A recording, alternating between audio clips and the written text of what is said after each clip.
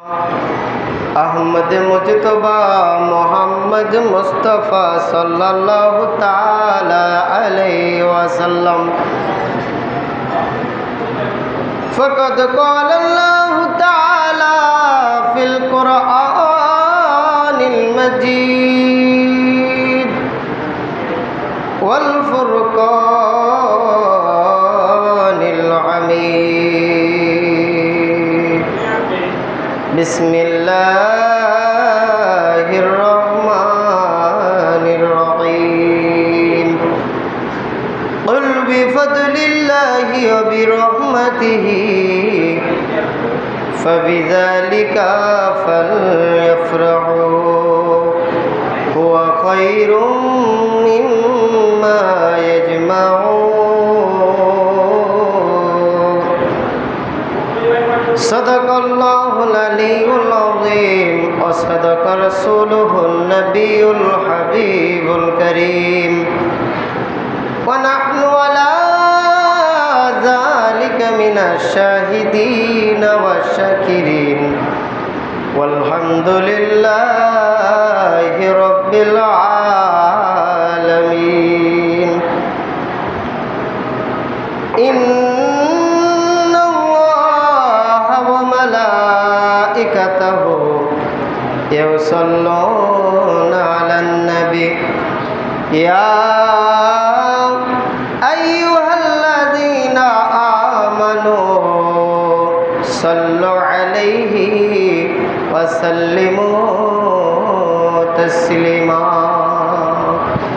अल्लाहुम्मा सल्लि अला सय्यिदिना मुहम्मद नबियना शफीना मौलाना मुहम्मद। अल्लाहुम्मा सल्लि अला सय्यिदिना मुहम्मद नबियना शफीना मौलाना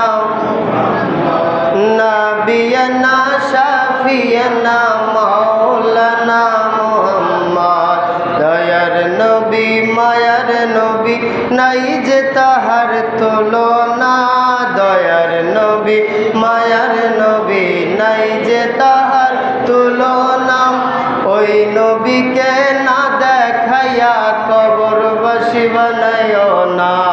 আল্লাহুম্মা সাল্লি আলা সাইয়্যিদিনা নাবিয়ানা শাফিয়ানা মাওলানা মুহাম্মদ। আল্লাহুম্মা সাল্লি আলা সাইয়্যিদিনা মুহাম্মদ নাবিয়ানা শাফিয়ানা মাওলানা। কোথায় গেলে পাবো আমি দয়ার নবী মুস্তাফা? দেখলে তারে নয়ন ভরে, দেখলে তারে নয়ন ভরে জুড়াইতাম এই দিলখানা। আল্লাহুম্মা সাল্লি আলা সাইয়্যিদিনা নাবিয়ানা শাফিয়ানা মাওলানা। আল্লাহুম্মা সাল্লি আলা সাইয়্যিদিনা নাবিয়ানা শাফিয়ানা মাওলানা। ঈদ মিলাদুন নবী সবার হইল খুশির দিন। মুনাফিকদের মনটা বেজার, জানি না ভাই কিসের জিন। আল্লাহুম্মা সাল্লি আলা সাইয়্যিদিনা নাবিয়ানা শাফিয়ানা মাওলানা।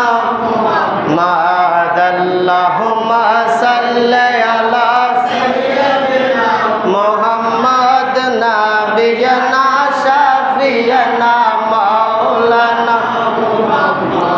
পাপী তাপিত রাইতে নবীজি আসিলেন এই ধরাতে।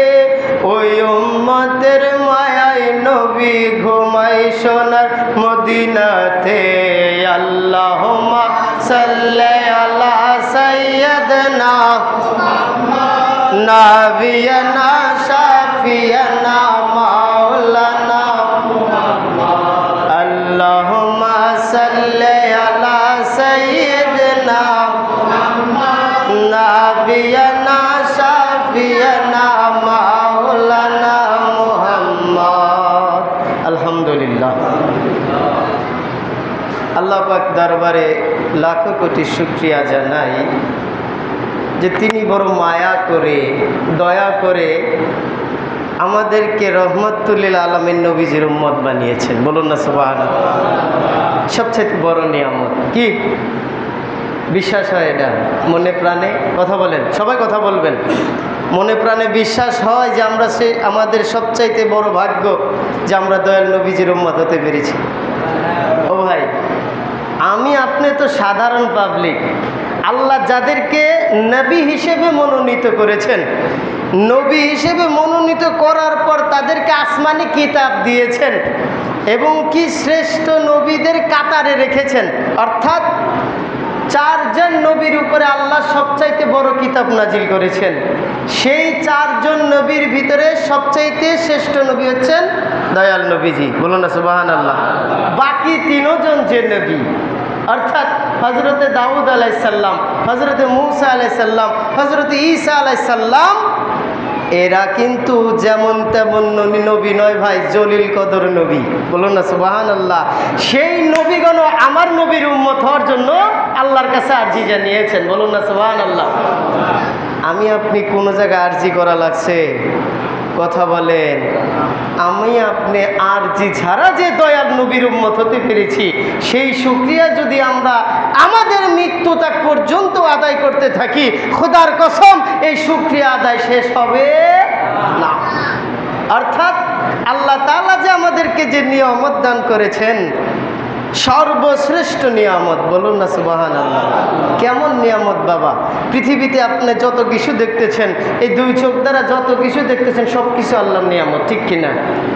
কথা বলেন, নিয়ামত কিনা? আপনি যে ফ্যানের বাতাস খাচ্ছেন, ফ্যানটা যদি না থাকতো গরম লাগতো, ঘেমে যেতেন, ঠিক কিনা? এই লাইটটা না থাকলে অন্ধকার হতো, এটাও আমাদের জন্য কি নিয়ামত। দিনের বেলায় যে সূর্য ওঠে, ওইটা আমাদের জন্য নিয়ামত। রাত্রেবেলা যে আধার হয়, রাত্রেবেলা যে আধার হয়, সেটাও আমাদের জন্য নিয়ামত। সর্বশেষ সব কিছু নিয়ামত যদি একত্র করা হয়, আমার দয়াল নবীজির কদম মোবারকের ধুলি সমানতুল্য নয়। বলুন না সুবহানাল্লাহ। সকল সৃষ্টির শ্রেষ্ঠ, সকল নিয়ামতের শ্রেষ্ঠ নিয়ামত হচ্ছে রহমাতুল আলামিন। বলুন না সুবহানাল্লাহ। তো আমরা ভাই সেই নবীজির উম্মত হতে পেরেছি কোনো দরখাস্ত ছাড়া, কোনো আপিল ছাড়া। তো আমাদের শুকরিয়া আদায় করার দরকার আছে কি নাই? আবারও জোরে সরে বলে আলহামদুলিল্লাহ। ও আল্লাহ, তুমি আমাদেরকে দয়াল নবীজির উম্মত বানিয়েছো, সেই জন্য তোমার দরবারে লাখো কোটি শুকরিয়া। বলুন, আবারও বলি আলহামদুলিল্লাহ। আরো শুকরিয়া আদায় করে এই জন্যে যে নামে লা ইলাহা ইল্লাল্লাহ মুহাম্মদ রাসূলুল্লাহ পড়ি নাই, নামে নবীর উম্মত হই নাই, নামে শুধু নিজেকে উম্মতে মুহাম্মাদি বলি না, আমরা কাজে কর্মে উম্মতে মুহাম্মাদি। বলুন না সুবহানাল্লাহ। আমরা যেমনিভাবে লা ইলাহা ইল্লাল্লাহু মুহাম্মাদুর রাসূলুল্লাহ পড়েছি, ঠিক তেমনিভাবে রাসূল পাক সাল্লাল্লাহু তাআলা আলাইহি ওয়াসাল্লামকে আমাদের জানের চাইতে বেশি ভালোবাসি। বলুন না সুবহানাল্লাহ। যে আমরা যে আমার নবীকে আমাদের জানের চাইতে বেশি ভালোবাসতে পারতেছি, তাহার মিলাদুন নবী আমরা উদযাপন করতে পারতেছি, সেটাও আমাদের জন্য নিয়ামত, কিনা? আল্লাহ যে আমাদের দ্বারা আমার দোজাহানের বাদশা নবীজির মিলাদ পালন করার মতো তৌফিক দান করেছেন, সেই শুকরিয়া আমরা আবারও আদায় করি বলে আলহামদুলিল্লাহ। আমার আল্লাহ পাক রব্বুল আলামিন চাইলে কি ওই দলে পাঠাইতে পারতো কিনা? কোন দল বুঝছেননি? এরা সিরাত মানে, সিরাত অর্থাৎ রাসূলুল্লাহ সাল্লাল্লাহু তাআলা সাল্লামের জীবনী মানে, মিলাদুন নবী মানে না। এদের দাঁত ভাঙা জবাব আমাদের নিকট আছে। সেই জন্য দেখবেন এরা আমাদের সামনে আসে না, পিছন থেকে কথা বলে, পিছন থেকে কথা বলে। এরা কিন্তু কোরআন হাদিস পড়ে, এরা কিন্তু কোরআন হাদিস না পড়ে মূল্য হয় নাই, কোরআন হাদিস পড়ে। এরা জানে যে মিলাদ নবীজির মিলাদ কোরআনেও আছে, হাদিসেও আছে। বলুন না সুবহানাল্লাহ। আরে মেশকাত শরীফে তো একটা অধ্যায় আছে, বাবে মিলাদুন নবী সাল্লাল্লাহু তাআলা আলাইহি ওয়াসাল্লাম। বলুন না সুবহানাল্লাহ। ও ভাই, তারা জানে যে মিলাদুন নবী কোরআন হাদিসে আছে, সেই জন্য দেখবেন আপনাদের সামনে আসবে না, দূর থেকে বলবে এ মিলাদুন নবী করে যাই পালন করেন, কি বেদাত অমুক তমুক বলতে থাকবে। কেন? কারণ তারা যদি ঈদে মিলাদুন নবী পালন করে তাদের ব্যবসা নষ্ট হয়ে যাবে। বুঝতে পেরেছেন? ঈদে মিলাদুন নবী পালন করে না, কিন্তু তারা এই দিনটাতে তারা সিরাতুন নবী পালন করে। এখন আসেন ও ভাই, সিরাত অর্থাৎ জীবনী। সিরাত অর্থাৎ কি? জীবনী, ওনার জীবন চরিত্র, জিন্দেগিতে যা করেছেন সেইটা। আর মিলাদ অর্থ আগমন। মিলাদ অর্থ কি? আগমন। আমাদের ক্ষেত্রে মিলাদ অর্থ কি? জন্ম। দোজাহানের বাদশাহ নবীর ক্ষেত্রে কি? আগমন। তো আগমনই যদি না হয়, জন্মই যদি না হয়, তো সিরাত কিভাবে আসে? আমার জীবনী কিভাবে হবে? আমার যদি জন্ম না হয়, আমার এই জীবন চরিত্র কোথা থেকে আসবে? কথা বলেন। তো আপনার মিলাদ মানলাম না সিরাত মানলাম, তো আপনার জন্ম মানলাম না কি মানলাম? আপনার জীবনী মানলাম। কোথায় গেলেন? হ্যাঁ, আপনার জন্মটাই মানলাম না, আপনার মিলাদটা মানলাম না, আপনার জীবনে যা করছেন তারটা মানলাম। ও ভাই, জন্মই যদি না হয় জীবন চরিত্র পাবেন কই? ঠিক কিনা? আসেন, এখনো সময় আছে, চলে আসেন, হেদায়েতের পথে আসেন। কারণ আল্লাহ রসুল সাল্লাল্লাহু তাআলা আলাইহি ওয়াসাল্লাম তিনি নিজে তার মিলাদুন নবী পালন করেছেন। বলুন না সুবহানাল্লাহ। এটা কি বানোয়াট কথা বলতেছি? মেশকাত শরীফের হাদিস, মেশকাত শরীফের হাদিস। আল্লাহ রসুল সাল্লাল্লাহু তাআলা আলাইহি ওয়াসাল্লামকে একজন সাহাবী এসে বলতেছেন, ইয়া রাসূলুল্লাহ, ইয়া হাবিবাল্লাহ, আপনি প্রতি সোমবারের দিন রোজা রাখেন, কারণটা কি? আল্লাহ রসুল সাল্লাল্লাহু আলাইহি ওয়াসাল্লাম বলতেছেন, আমি এই সোমবারের দিন রোজা রাখি এই কারণে যে আমি এই দিনই দুনিয়াতে আগমন করেছি। বলুন না সুবহানাল্লাহ। তো আমার দয়াল নবীজি কি তার নিজের আগমনটাকে, নিজের বেলাদাতটাকে তিনি নিজে পালন করতেছেন। বলুন না সুবহানাল্লাহ। আমরা পালন করি বছরে কয়বার? একবার, 12ই রবিউল আউয়াল আসলে, ঠিক কিনা? কিন্তু আমার নবী পালন করেছেন প্রতি সপ্তাহে, প্রতি সোমবারে। বলুন না সুবহানাল্লাহ। তো আমরা কি কম করতেছি না বেশি করতেছি? আমরা কম করতেছি আমার নবীজির তুলনায়। আমাদের উচিত কি প্রতি সোমবার রোজা রেখে আমার নবীজির মিলাদ পালন করা। বলুন না সুবহানাল্লাহ। তো আমার নবী নিজের মিলাদ, নিজের আগমনটাকে নিজেই পালন করতেছেন রোজার দ্বারা, শুকরিয়ার দ্বারা। বলুন না সুবহানাল্লাহ। আর আমরা নবীর মিলাদ পালন করলে দোষ হয়ে যায়। ও ভাই, যখন সঠিক হাদিসটা এদের চোখের সামনে পড়ে যায়, তখন এই হাদিসের পাতাটাই উল্টে ফেলায়। ওই হাদিস মানা যাবে না।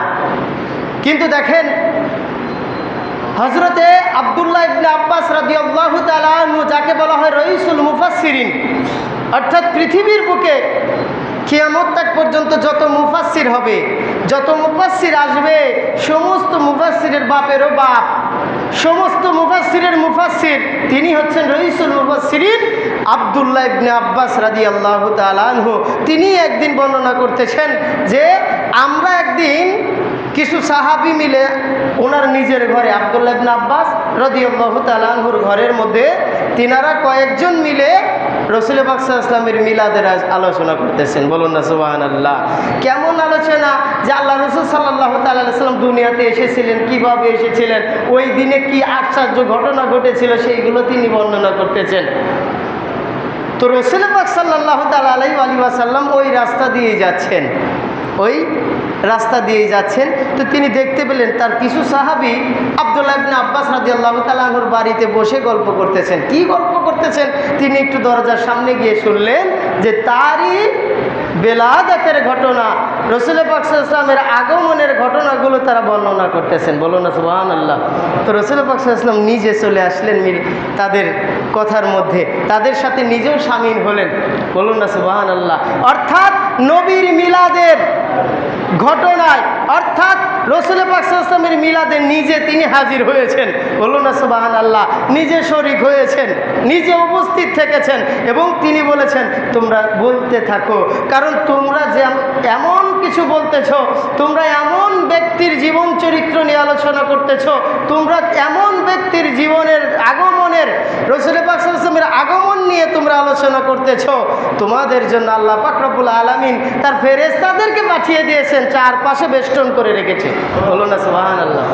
তো ঠিক তেমনিভাবে আমরাও যখন দয়ার নবীজির আগমন, দয়ার নবীজির মিলাদ নিয়ে আলোচনা করি, দয়াল নবীজির সম্পর্কে কথা বলি, তখন আল্লাহ তাআলা তার ফেরেশতাদেরকে এই সভায় পাঠায়া দেন, বলুন না সুবহানাল্লাহ। আমরা তাদেরকে দেখি না, কিন্তু এখানে ফেরেশতারা হাজির আছে কিনা?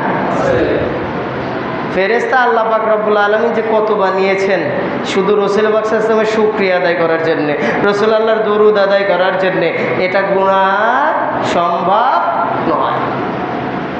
আল্লাহ রসুল সাল্লাল্লাহু তাআলা আলাইহি ওয়াসাল্লাম ইরশাদ করেন যে হযরতে আবু তালিব আলাইহিমুসসালাতু ওয়াসসালাম, হযরতে আবু তালিব যিনি হচ্ছেন মৌলা আলী শের খুদা হায়দারে কারার আলিয়ে মুর্তাজার আব্বাজান, বলুন না সুবহানাল্লাহ। সে আলিয়ে মুর্তাজার আব্বাজান আবু তালিবকে বর্তমানের মোল্লারা জাহান্নামী বানাই দিচ্ছে, নাউজুবিল্লাহ বলেন না। আরে আল্লাহ রসুল সাল্লাল্লাহু তাআলা আলাইহি ওয়াসাল্লাম বলেন, যদি কোনো ব্যক্তি কোনো ইয়াতিমকে মানুষ করে, কোনো ইয়াতিমকে খানা দেয়, কোনো ইয়াতিমের দেখভাল করে, আল্লাহ পাক রব্বুল আলামিন তার জন্য জান্নাত সিলেক্ট করে রেখেছেন, বলুন না সুবহানাল্লাহ। তো এখন আসেন, আবু তালিব কি করেছেন? রসুল পাক সাল্লাল্লাহু তাআলা আলাইহি ওয়াসাল্লামকে একাধারে ৪২ বছর নিজে লালন পালন করেছেন, বলুন না সুবহানাল্লাহ। নিজের আয়তনে রেখেছেন। শিশু রসুল পাক সাল্লাল্লাহু আলাইহি ওয়াসাল্লাম যখন শিশু অবস্থায় ছিলেন, তখন থেকেই যখন আব্দুল মুত্তালিব আলাইহিস সালাম দুনিয়া থেকে পর্দা নিলেন, তখন আব্দুল মুত্তালিব তার সন্তান ছিল 10 জন। আব্দুল্লাহ আলাইহিস সালাম ইন্তেকাল করেছেন, বেঁচে আছেন কয়জন? 9 জন। এর মধ্যে তিনি কারো কাছে মোহাম্মদ রাসূলুল্লাহকে দিলেন না, দিলেন আবু তালিবের হাতে। হাতে তুলে দিয়ে বললেন, ও আবু তালিব, আজ থেকে আমার এই কলিজার টুকরা নাতি, আমার বেটা আব্দুল্লাহর কলিজা ছেঁড়া ধন মোহাম্মদ মুস্তাফা সাল্লাল্লাহু আলাইহি ওয়াসাল্লামকে তোমার নিকট জামিনদার করে দিয়ে গেলাম, বলুন না সুবহানাল্লাহ। সেই দোজাহানের বাদশাহ নবী কি এতিম নবী না? ঠিক কিনা? তিনি দুনিয়াতে এতিম রূপে ছিলেন কিনা? সেই এতিম নবীকে আবু তালিব নিজের তত্ত্বাবধানে লালিত পালিত করেছেন। শুধু তাই নয়, মুহাম্মদ মুস্তাফা সাল্লাল্লাহু তাআলা আলাইহি ওয়াসাল্লামকে দেখভাল করার জন্যে, তাকে যেন কাফের মুশরিকরা আক্রমণ না করতে পারে, সেই জন্যে নিজের বেটা আলীকে সঙ্গী বানায় দিলেন, বলুন না সুবহানাল্লাহ। তাকে বলতেছেন জাহান্নামী। হায় আফসোস, যেইখান থেকে ইসলামের প্রচার হয়েছে, যেই ঘর থেকে ইসলাম প্রচার হয়েছে, যেই ঘরটা জান্নাতের মালিকদের, সেই ঘরওয়ালিকে জাহান্নামী বলতে বর্তমানের মোল্লাদের বাধে না। বুঝতে পেরেছেন? আল্লাহ রসুল সাল্লাল্লাহু তাআলা আলাইহি ওয়াসাল্লাম আবু তালিব আলাইহিস সালামকে যে কেমন মোহাব্বত করতেন, আর আবু তালিব আলাইহিস সালাম মুহাম্মদ মুস্তাফা সাল্লাল্লাহু আলাইহি ওয়াসাল্লামকে যে কেমন মোহাব্বত করতেন, হাদিসে পাক পড়লে আপনারা পাগল হয়ে যাবেন যে আসলে আবু তালিব রসুল সাল্লাল্লাহু আলাইহি ওয়াসাল্লামকে কত মোহাব্বত করতেন। সে আবু তালিব আলাইহিসসালাতু ওয়াস সালাম একদিন রসুল আল্লাহকে কাছে ডেকে বলতেছেন, বাতিজা, তুমি জানো আমি তোমার সম্পর্কে কি জানি? বলুন না সুবহানাল্লাহ। হযরতে আবু তালিব আলাইহিস সালাম বলতেছেন, ও বাতিজা, তুমি যে কেমন, তোমার কি মর্তবা, আমি আবু তালিব অনেক আগে থেকেই জানি, বলুন না সুবহানাল্লাহ। রাসূলুল্লাহ বলতেছেন, চাচা যান, বলেন না কি জানেন? আবু তালিব আলাইহিস সালাম বলতেছেন, যেই দিন তুমি দুনিয়াতে এসেছো, ওই দিনে আল্লাহ পাক রব্বুল আলামিন তার মাখলুকটাকে এমনভাবে সাজিয়েছেন যেন এমন মনে হচ্ছিল আমরা আমাদের খানকা শরীফটাকে সাজিয়েছি, মসজিদটাকে সাজিয়েছি ঝিলিমিলি বাতি দ্বারা, কিন্তু আমার আল্লাহ পাক রব্বুল আলামিন তার আসমানকে ঝিলিমিলি বাতি নয়, সেটা হচ্ছে তারকাকে ঝিলিমিলি বাতি দ্বারা সাজিয়েছেন। বলুন না সুবহানাল্লাহ। সেই জন্যে কবি তার কবির ভাষায় বলতেছেন, আকাশের তারাগুলি, বলুন না সুবহানাল্লাহ, আকাশের তারাগুলি কি করতেছেন? ঝিলিমিলি জ্বলতেছেন। আকাশের তারাগুলি ঝিলিমিলি ঝিলিমিলি জ্বলছে, রাসূল এসেছে, হাবিব এসেছে, রাসূল এসেছে, হাবিব এসেছে। ধন্য ধন্য হয়েছে ধন্য যারা নূর নবীকে ভালোবেসেছে। বলুন না সুবহানাল্লাহ।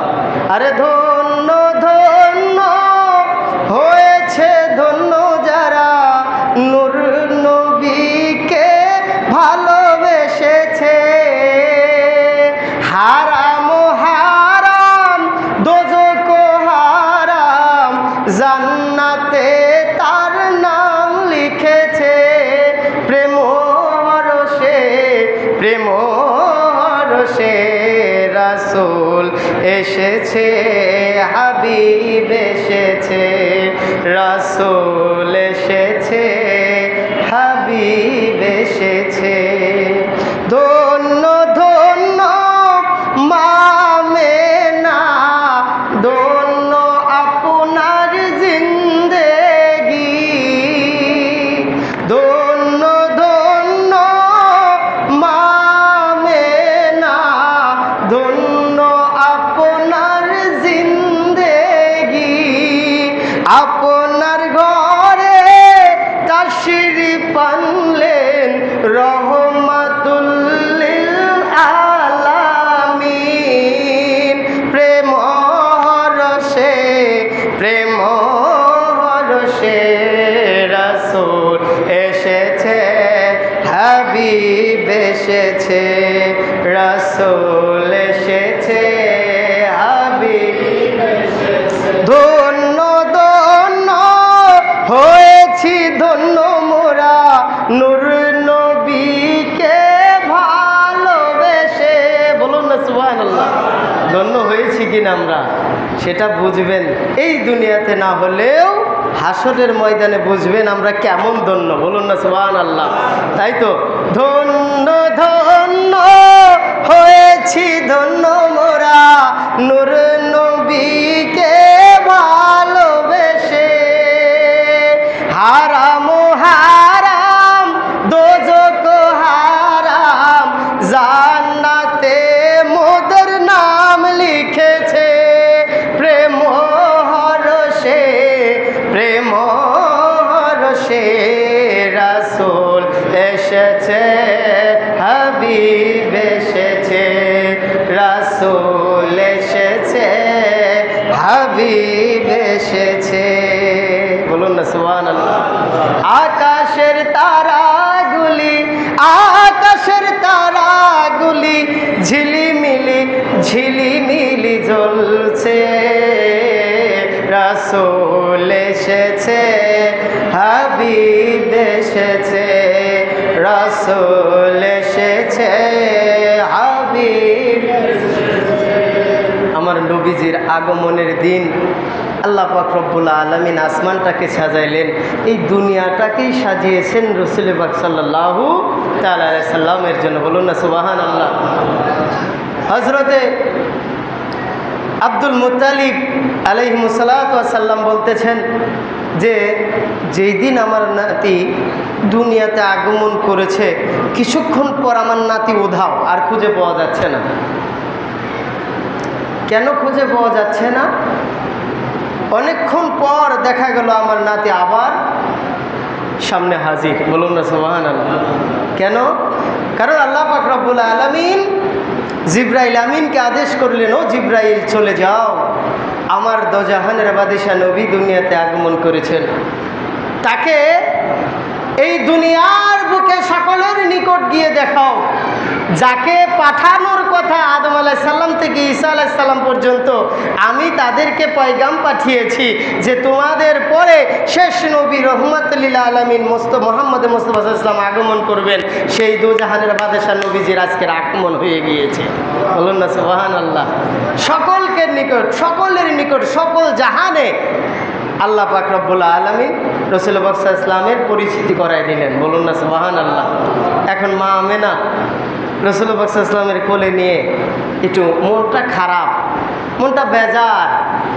হায় আফসোস, আজ যদি আব্দুল্লাহ বেঁচে থাকতো, আজ যদি আব্দুল্লাহ বেঁচে থাকতো, আমার এই সন্তানকে আরবের বাজারে নিয়ে যাইতো হাতে ধরে, তাকে ঘোরাইতো, তাকে খেলনাপাতি কিনে দিত, তাকে একটু আদর করত, কাঁধে করে নিয়ে ঘোরাইতো। বলুন না সুবহানাল্লাহ।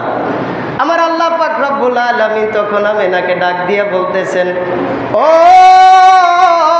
আমেনা, চিন্তা করো না, চিন্তা করো না, আব্দুল্লাহ দুনিয়াতে নাই। সে আফসোস করতেছো তোমার সন্তানকে আরবের বাজারে বাজারে নিয়ে ঘুরিয়ে বেরিয়ে দেখাতো, বাজার থেকে খেলনা কিনে দিত।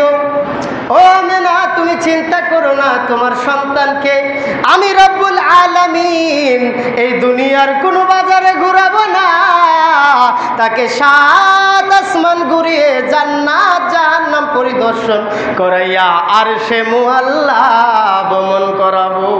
বলুন না সুবহানাল্লাহ। ও আমেনা, তুমি চিন্তা করতেছো তোমার সন্তানের জন্য আব্দুল্লাহ যদি বেঁচে থাকতো, ওই আরবের বাজার থেকে খেলনাপাতি কিনে আনতো, তোমার সন্তান খেলনা করতো। আমেনা রে আমেনা, তোমার সন্তানের খেলনার জন্য আরবের কোনো খেলনা দরকার নাই। আমি রব্বুল আলামিন আমার রাসূল আল্লাহর জন্য ওই আসমানের তারকাগুলো, শুধু আসমানের তারা নয়, আসমানের চাঁদটাকে খেলনা বানাইয়া দিলাম। বলুন না সুবহানাল্লাহ। হযরত আবু তালিব আলাইহিস সালাম বর্ণনা করতেছেন, ও ভাতিজা, একদিন দেখতে পেলাম তুমি দোলনার মধ্যে পা নাড়াচ্ছ, হাত নাড়াচ্ছ। অন্যান্য সন্তানরা এইভাবে দোলনার মধ্যে রাখলে হাত পা নাড়ায় কি না? আমার রহমাতুল লিল আলামিন হাত পা নাড়াচ্ছেন, এইটা দেখতেছেন। কিন্তু যখন আসমানের দিকে আবু তালিব তাকালেন, আসমানের চাঁদটা রাসূল আল্লাহর হাতের সাথে এইভাবে খেলাধুলা করতেছে। বলুন না সুবহানাল্লাহ। আমার নবী ডান হাত ডান দিকে নিলে আসমান থেকে ওই চাঁদটা ডান দিকে চলে যায়, ডান হাত বাম দিকে নিলে বাম দিকে চলে যায়। উপরে নিচে যেই দিকে রাসূল আল্লাহর হাত যায়, ওই আসমানের চাঁদ ও রাসূল আল্লাহর হাতের সাথে নাচানাচি করতেছে। বলুন না সুবহানাল্লাহ। একটা পর্যায়ে দেখা গেল ওই হাত আসমানের দিকে এমনভাবে নাড়ানাড়ি করতেছে, মনে হচ্ছে আসমানের চাঁদটা আমার ভাতিজার গায়ের উপর পড়ে যায় নাকি। সেই জন্য তাড়াতাড়ি করে আমি তোমার কাছে আসলাম, দেখলাম যে না না না, আসমানের চাঁদ তো নামতেছে না, দুনিয়ার বুকে চাঁদ নেমে গিয়েছে। ও আমেনা, তুমি চিন্তা করো না, তোমার সন্তানের কোনো অভাব আমি রাখবো না। তুমি চিন্তা করতেছ আব্দুল্লাহ থাকলে তার হাতটা ধরে তার কাঁধের উপরে বসে বাজারে বাজারে ঘুরতো। ও আমেনা, চিন্তা করো না, দোজাহানের বাদশা রহমাতুল লিল আলামিন নবীজিকে আমি যখন মেরাজে নিয়ে আসব, তাকে যেমন তেমন বাহনে আনবো না, আমি তার জন্য স্পেশালভাবে বোরাক একটি বহন বানিয়েছি, যেটার মাধ্যমে তোমার সন্তানকে চোখের পলকে আসমানে নিয়ে আসা হবে। বলুন না সুবহানাল্লাহ। ও আমেনা, তুমি চিন্তা করতেছো তোমার সন্তান একা একা থাকবে, তোমার সন্তানের লালন পালন কষ্ট হবে, তোমার সন্তান পিতাহারা এতিম হয়ে জন্ম নিয়েছে। আমেনা রে আমেনা, আমি আমার রহমাতুল লিল আলামিন নবীকে এতিম রূপে এই কারণে আমার দোজাহানের বাদশা নবীকে এই কারণে এতিম রূপে প্রেরণ করেছি, জানোনি জানোনি আমি না। এই দুনিয়ার বুকে পিতা বেঁচে থাকলে সন্তান কোনোদিন উপরে চেয়ারে বসতে পারে না। আজ যদি আব্দুল্লাহ বেঁচে থাকে, আমার দোজাহানের বাদশা রহমাতুল লিল আলামিন শ্রেষ্ঠ নবী, তার পিতার সামনে জীবনেও তিনি মাথা উঁচা করবে না। আমি সেই জন্য তার পিতাকে আগেই উঠিয়ে নিয়েছি, যেন তিনি সদা সর্বদা সকল জায়গায় তার মাথা উঁচা সব জায়গায় থাকে। বলুন না সুবহানাল্লাহ। অর্থাৎ শ্রেষ্ঠ নবীর শ্রেষ্ঠত্ব প্রকাশিত হবে। তার পিতা থাকলে বাবার সামনে সন্তান কোনো সময় শ্রেষ্ঠত্ব প্রকাশ করা যায় না। যখন পিতা সামনে থাকে, শ্রেষ্ঠ যদি যত বড় বক্তা হোক, সে তখন তার পিতার সামনে বক্তাগিরি দেখাতে পারে না। ঠিক তেমনিভাবে আমার নবীকে দুনিয়াতে পাঠিয়েছি, যেমন তেমন নবী নয়, তিনি হচ্ছেন শ্রেষ্ঠ নবী, সকলদের নবী, সকল নবীদেরও নবী। বলুন না সুবহানাল্লাহ।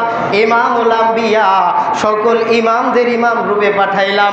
তোমার সন্তানকে এমন শ্রেষ্ঠত্ব দান করেছি, পৃথিবীর বুকে অন্য কাউকে এমন শ্রেষ্ঠত্ব দান করি নাই। বলুন না সুবহানাল্লাহ। ও আমেনা, তুমি চিন্তা করতেছো তোমার সন্তান বড় একা, তোমার সন্তানের একাকিত্ব বেশি দিন থাকবে না, থাকবে না। ও আমেনা, তোমার সন্তানের জন্য এমনও মানুষ দুনিয়াতে থাকবে, তিনি থুতু ফেলাবে, থুতু জমিনে পড়বে না, হাত দ্বারা ধরে মাথার মধ্যে মাসেও করে নিবে। বলুন না সুবহানাল্লাহ। ও আমেনা, তোমার সন্তানের মর্যাদা কেমন তুমি জানো নি? অন্যান্য আমাদের মতো মানুষের প্রস্রাব যদি কোনো মানুষ খায়, সে ইনফেকশন হয়ে মারা যাওয়ার সম্ভাবনা থাকে, ঠিক কিনা? কিন্তু তোমার সন্তানের প্রস্রাব যদি কেউ খায়, তার বিরল রোগ থাকলেও সেই রোগ সেরে যায়। বলুন না সুবহানাল্লাহ। শুধু তাই নয়, তাই নয়, তোমার সন্তানের প্রস্রাব খাওয়ার কারণে তার দাসীর জীবন যতদিন বেঁচে থাকবে, তার যৌবনত্ব হারাবে না। বলুন না সুবহানাল্লাহ। এটা হচ্ছে আল্লাহ তাআলার বাণী। বলুন না সুবহানাল্লাহ। আল্লাহ পাক রব্বুল আলামিন আমার নবীকে কেমন শ্রেষ্ঠত্ব দান করেছেন দেখেন না। সাহাবা ইকরাম কেমন মহব্বত করেছেন। সাহাবা ইকরামের মহব্বতের কাছে আমরা কিছুই না, আমাদের মহব্বত কিছুই না। ও ভাই, পারস্যের সম্রাট, তার নিকট একজন ব্যক্তি যা বলতেছেন, আপনি কিসের সম্রাট, আপনি কিসের বাদশাহ, আপনার প্রতি আপনার যারা প্রজা আছে শুধু ভয়ে আপনাকে সম্মান করে। কিন্তু মদিনাতে গেলাম, মদিনাতে গিয়ে দেখলাম যে শেষ নবী রহমাতুল লিল আলামিন মুহাম্মদ মুস্তাফা সাল্লাল্লাহু তাআলা আলাইহি সাল্লাম, তার যারা সঙ্গী আছে, তার যারা সাহাবী আছে, তারা তাকে কেমন মোহব্বত করে জানলে তুমি অবাক হয়ে যাবে। সে যখন ওযু করে, পারস্যের সম্রাটের কাছে, পারস্যের বাদশার কাছে ওই লোক বলতেছে, সে যখন ওযু করে তার ওযুর পানি নিচে পড়তে দেয় না, সাহাবা ইকরাম এক একজন পানিটা ধরে খেয়ে নেয়। বলুন না সুবহানাল্লাহ। কেউ যদি পানি না পায়, সে এসে ওই মাটির মধ্যে যে পানিটা পড়েছে ওই মাটিটা উঠে নিয়ে যায়। বলুন না সুবহানাল্লাহ। ও সম্রাট, ও বাদশা, তুমি কি সম্মানিত? সম্মানিত তো সে যখন থুতু ফেলে ওই থুতুটা জমিনে পড়তে দেয় না, ওই থুতুটা হাতে ধরে খেয়ে নেয়। বলুন না সুবহানাল্লাহ। ও সম্রাট, তুমি কিসের বাদশা? তুমি যখন কথা বলো তোমার প্রজারা তোমার কথা শোনে না, তোমার কথা মানে না, কিন্তু তিনি যদি জবান থেকে যে কথা বলে প্রাণ দিতে তারা প্রস্তুত হয়ে যায়। বলুন না সুবহানাল্লাহ। তারা কেমন মোহব্বত করে। আজকে বিয়ে করেছে, তার স্ত্রীর সাথে বাসরঘর বাদ দিয়ে সে চলে গিয়েছে যুদ্ধের ময়দানে। বলুন না সুবহানাল্লাহ। কেমন কেমন মোহব্বত করেছেন যে নিজের সমস্ত কিছু বিলীন করে দিয়ে, রসুল আল্লাহর হুকুম এসেছে যুদ্ধে যেতে হবে, সমস্ত কিছু ত্যাগ করে যুদ্ধে চলে গিয়েছেন। তুমি তোমার প্রজাদেরকে ডাক দাও, জীবনেও আসতো না এমন করে, তার নিজেকে ত্যাগ করে জীবনেও তোমার সঙ্গী হতো না। কিন্তু আজ আমি যাকে দেখে আসলাম, তার সম্মান ও ইজ্জত এতটা আল্লাহ দিয়েছেন যা এই জবান দ্বারা বর্ণনা করা সম্ভব। রহমাতুল্লিল আলামিন নবীজির আগমন, খাস করে আমরা যদি দিনের পর দিনও আলোচনা করতে থাকি, আমার নবীজির এই মিলাদের আলোচনা শেষ হবে না। সেই জন্যে একজন কবি বলতেছেন, ও ভাই, আমার নবীর শান যদি তুমি বর্ণনা করতে চাও, লিপিবদ্ধ করতে চাও, লিখতে চাও, কেমন করে লিখবে? এই পৃথিবীর শুরু থেকে সৃষ্টি লগ্ন থেকে কিয়ামত তাক পর্যন্ত যত গাছ সমস্ত গাছকে কলম বানাইয়া, আর পৃথিবীর যত নদী নালা সাগর মহাসাগর আছে সমস্ত পানিকে কলম বানাইয়া, পৃথিবীতে যত মানব এই দুনিয়াতে আগমন করেছে, করবে কিয়ামত তাক, সমস্ত মানুষকে যদি একসাথে বসাইয়া আমার নবীর শান যদি লিখতে থাকো, ওই পৃথিবীর গাছ কলম শেষ হয়ে যাবে, পৃথিবীর পানি যত কালি বানাইছো কালি শেষ হয়ে যাবে, কিন্তু আমার নবীজির শান লেখা শেষ হবে না। বলুন না সুবহানাল্লাহ। আমার নবীর শান বোঝা বড়দাই। আল্লাহ পাক রব্বুল আলামিন পুরা কোরআনে পাকের মধ্যে আমার নবীর শান লুকিয়ে রেখেছেন, কিন্তু ওহাবীরা খুঁজা পায়। নবীর শান যদি পাইতে চাও, ইশকে রসুল নিয়ে খোঁজো। কি? নবীর শান যদি বুঝতে চাও, ইশকে রাসূল নিয়ে খোঁজো, দেখবা যে বিসমিল্লাহর ভিতরেই আমার নবীর শান ভরা। বলুন না সুবহানাল্লাহ। ও ভাই, বিসমিল্লাহির রহমানির রহিম, এই বিসমিল্লাহর ভিতরে যে আল্লাহ পাক রব্বুল আলামিন নবীজির শান রেখেছেন, এটা আপনারা জানেন? মোল্লারা বলে না। সূরা ফাতিহার মধ্যে আমার নবীজির শান আছে কি নাই আমাদেরকে বলা হয় না। আমরা জানবো কোথা থেকে? পুরা কোরআনে পাকি আমার নবীজির মুজেজা। বলুন না সুবহানাল্লাহ। পুরা হাদিস শরীফ মনে খুঁজলে আমার নবীর শান পায় না। আরে বেটা, হাদিস কোথার থেকে আসলো এটা জানতে হবে, ঠিক কিনা? হাদিস কাকে বলে? হাদিস ওইটাই যেটা দয়াল নবীর জবান দ্বারা বলা হয়েছে, এবং দয়াল নবী যেটা করেছেন এবং দয়াল নবী যেটা করাতে মনসম্মতি দিয়েছেন, সেটাই হচ্ছে হাদিস। তো আমার নবীর শান ছাড়া কি হাদিস এসেছে?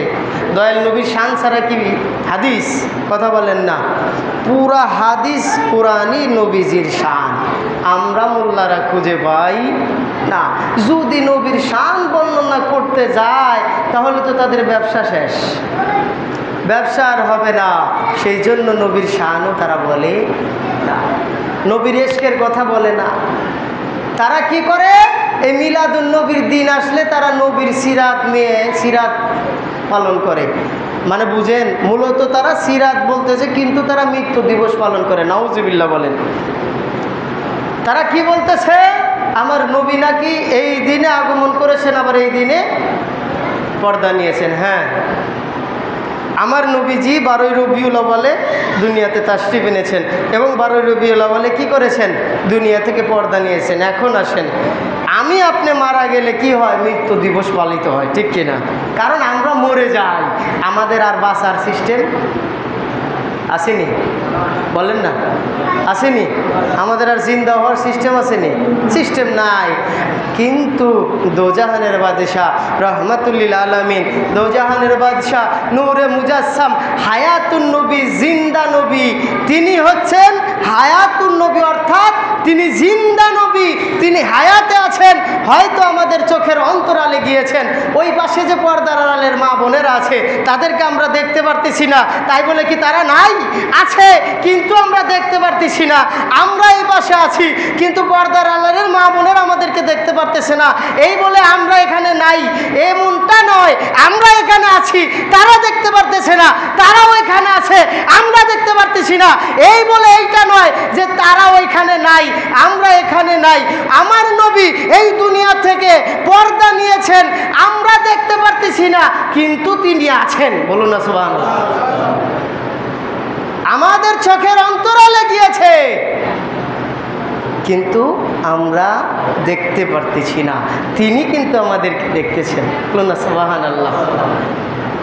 আমার দয়াল নবীজির প্রেম, ভালোবাসা, মহব্বত নিয়ে যেন কবরে যাইতে পারি, এটাই আমাদের আশা, ঠিক কিনা?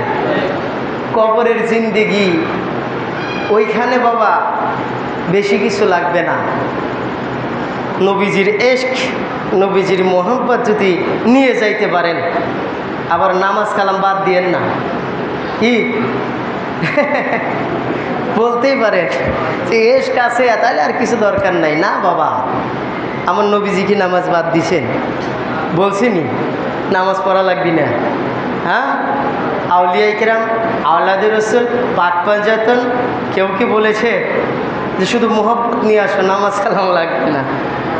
ও বাবা, এই দুনিয়া থেকে নামাজ আপনার জন্য ফরজ, রোজা আপনার জন্য ফরজ, জাকাত হজ সেটা বড় লোকদের জন্যে, কিন্তু আমার আপনার জন্য তো নামাজটা প্রতিদিন ফরজ, ঠিক কি না? হ্যাঁ, ওইটা রেগুলার টাইম মতো ঠিক রাখা, মোহব্বত দিলের মধ্যে রাখা যখন ওই আদায় করবেন, ওইটাই আপনার পরিপূর্ণ আদায় হবে। বলো না সুবহানাল্লাহ। নবীজির মোহব্বত, নবীজির ইশক, নবীজির ভালোবাসা যদি দিলের ভিতর না থাকে, নামাজ কালাম হজ যাকাত যত ইবাদত বন্দেগী করো না কেন বান্দা, কোনো কাজে আসবে না। যদি নবীজির মোহব্বত, নবীজির ভালোবাসা, রহমাতুল আলামিনের অনুসরণ নিয়ে যদি তুমি নামাজ পড়ো, ওই নামাজটাই হবে কায়েম। বলুন না সুবহানাল্লাহ। নামাজ পড়া লাগবে কি না? আমি আবার কিছুদিন আগে জুম্মার নামাজের আলোচনা করছি, তো মুসল্লি কমে গেছে, সেই জন্য ভয় লাগে। নামাজের কথা বললাম আর মুসল্লিরা আবার বিদায় না হয়ে যায়। হ্যাঁ, শুধু মনে হয় আমাদের জন্য নামাজ ফরজ, পর্দার আড়ালের মা বোনদের জন্য মনে হয় নামাজ ফরজ। হ্যাঁ, ও মা জননীরা, আপনাদের জন্য না নামাজ ফরজ।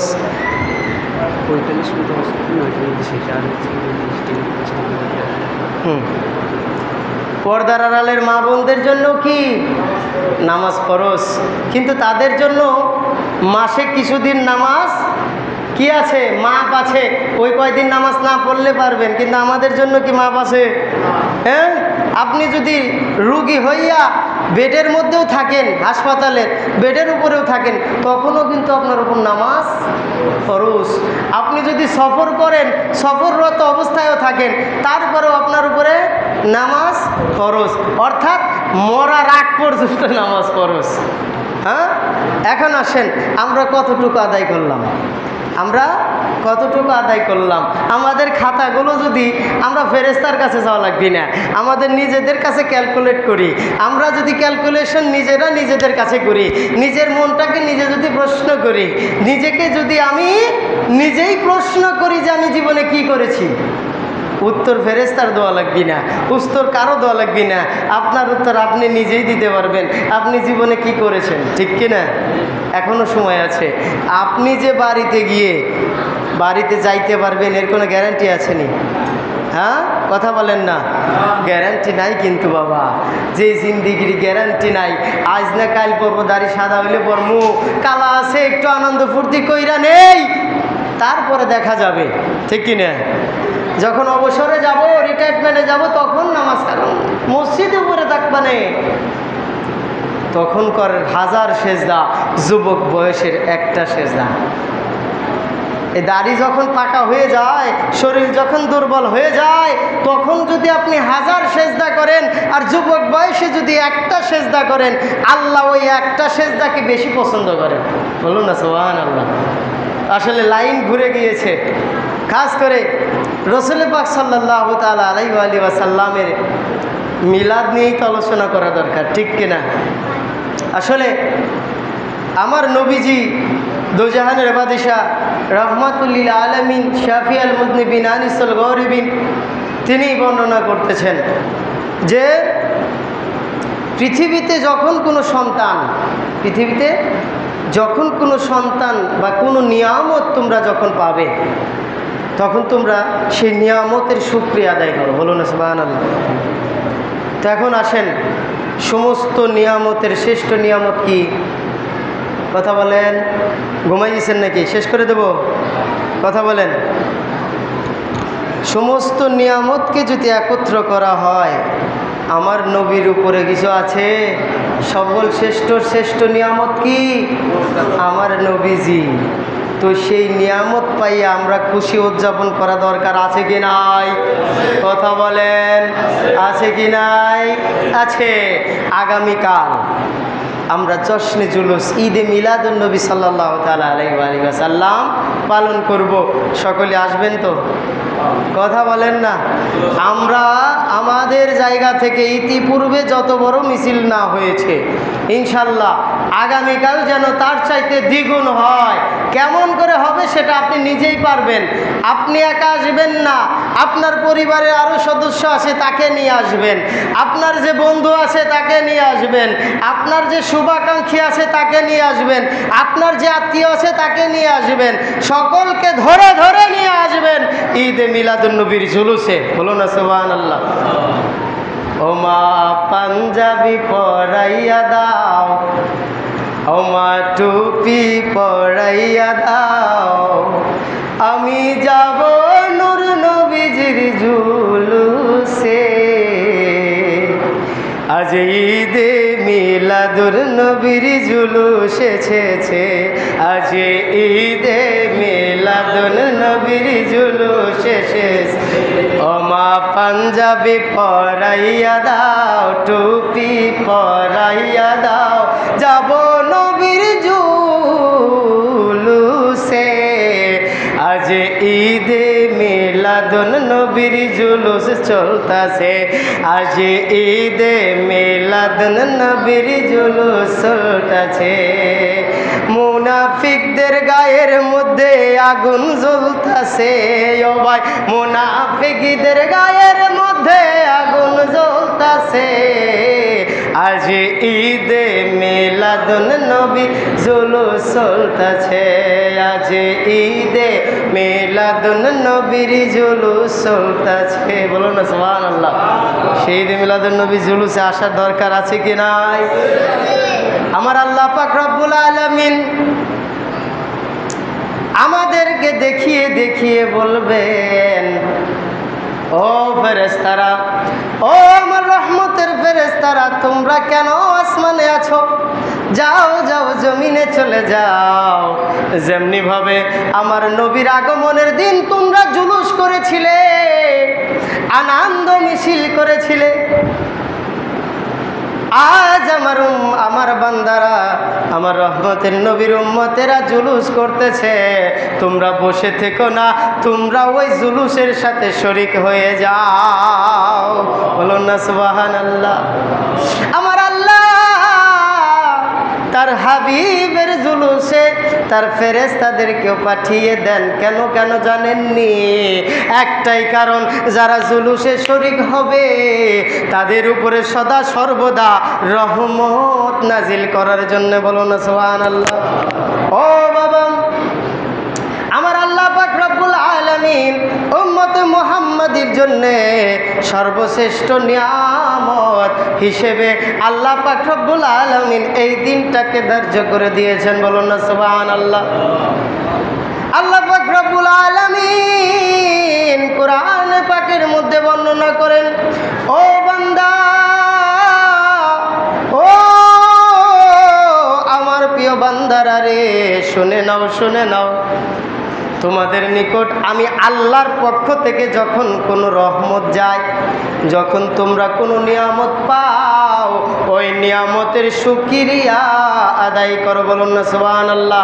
শুধু শুকরিয়া আদায় করলে হবে না, শুকরিয়ার পাশাপাশি তোমরা আমার নবীর, আমার রহমাতুল আলামিন নবীজির শান, আমার রহমাতুল আলামিন নবীজির প্রেমে তোমরা খুশি উদযাপন করো। বলুন না সুবহানাল্লাহ। এটা কার অর্ডার? আল্লাহ। এটা কথা আছে না,